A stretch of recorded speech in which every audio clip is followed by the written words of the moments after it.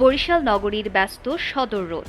বিকেলের স্বাভাবিক কর্মব্যস্ততার মাঝেই হঠাৎ ঘটে যায় এক চাঞ্চল্যকর ঘটনা। একজোড়া কন্টাক্ট লেন্স পরিবর্তন করা নিয়ে শুরু হয় তর্ক, আর সেই তর্কই মুহূর্তেই রূপ নেয় উত্তেজনায়। অভিযোগ উঠেছে, প্রেমিকার লেন্স বদলে না দেওয়ায় ক্ষুব্ধ হয়ে এক যুবক দেশীয় অস্ত্র নিয়ে হামলার চেষ্টা চালায় চশমার দোকানের এক কর্মচারীর উপর। ঘটনাটি ঘটে মঙ্গলবার বিকেলে নগরীর সদর রোড এলাকার চশমা বাজার নামের একটি দোকানে। জানা গেছে, প্রায় এক সপ্তাহ আগে ওই যুবকের প্রেমিকা দোকানটি থেকে একজোড়া কন্টাক্ট লেন্স কিনেছিলেন। মঙ্গলবার বিকেলে লেন্স পরিবর্তনের জন্য দোকানে আসেন তিনি, কিন্তু নিয়ম ও শর্তাবলী নিয়ে দোকানের কর্মচারী রিপনের সঙ্গে শুরু হয় কথা কাটাকাটি।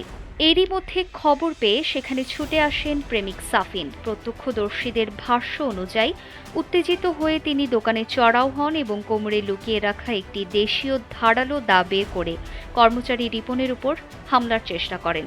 তবে পরিস্থিতি ভয়াবহ হওয়ার আগেই পাশের দোকানের ব্যবসায়ীরা দ্রুত এগিয়ে এসে তাকে ধরে ফেলেন।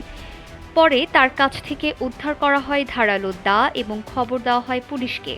খবর পেয়ে ঘটনাস্থলে পৌঁছে অভিযুক্ত যুবককে আটক করে কোতোয়ালি মডেল থানায় নিয়ে যায় পুলিশ। পুলিশ জানিয়েছে, ঘটনাটি তদন্ত করে অভিযুক্তের বিরুদ্ধে আইনানুগ ব্যবস্থা নেওয়ার প্রক্রিয়া চলছে।